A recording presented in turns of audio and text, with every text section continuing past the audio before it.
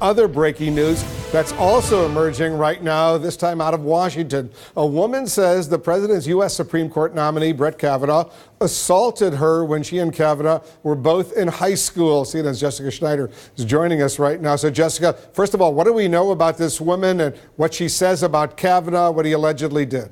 Yeah, Wolf, a vehement denial from Brett Kavanaugh, and it all revolves around this decades-old assault allegation. So it comes from a woman who knew Brett Kavanaugh in high school in the 1980s, and her allegations are coming to light now because she recently wrote a letter to her congresswoman in California. That letter was then passed on to the top Democrat on the Senate Judiciary Committee, Dianne Feinstein. So here's what was detailed in the letter. This is according to a source familiar with this letter.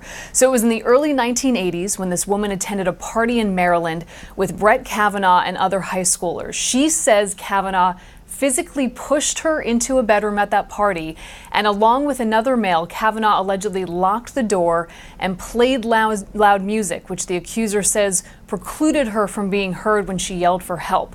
So this woman says both of these men were drunk, and she says Kavanaugh allegedly tried to take off her clothes and also allegedly had his hand over her mouth. And at one point, because of this, the accuser says she feared for her life, but she was finally able to leave the room and she eventually left the party.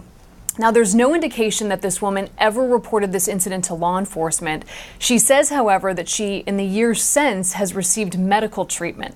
So all of this came to light because Senator Feinstein revealed yesterday that she handed this letter with these allegations over to the FBI. And I've been told that the letter has been put in Kavanaugh's background file, but there is no criminal investigation here. So meanwhile, today, Brett Kavanaugh issuing a statement where he strongly denies these allegations. So this is the brief but terse statement he released this morning. He said, "I categorically deny this allegation. I did not do this back in high school or at any time." And of course, the White House has continually maintained that Kavanaugh was thoroughly vetted.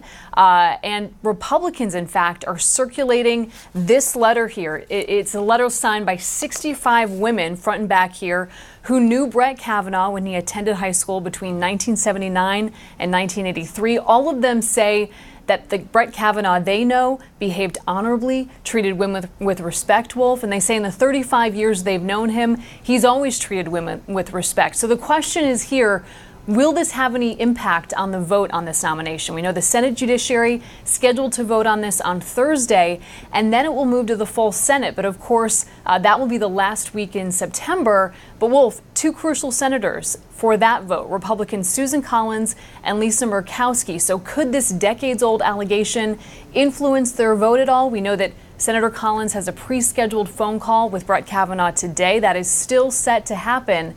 So we'll see whether or not this letter, these allegations have any effect. But of course, Brett Kavanaugh strongly denying anything to this effect. Wolf? All right, Jessica, thanks very much. Laura Coates, Carrie Cordero, let's get your quick analysis. What do you think? Well, this reminds you a lot of the 1991 confirmation hearings involving Anita Hill, doesn't it, with then candidate or nominee Clarence Thomas, where it alleged at the late hour. This one does have that political feel to it, but more importantly, note the number of times you had to say allegations. The fact that it was not reported will have an impact on the ultimate voting strength of this nomination, and it really should. But it's one that's surprising that it's happening late in the game, and I think she's trying to avoid the Joe Biden effect, which happened when he failed to bring forth witnesses in that hearing.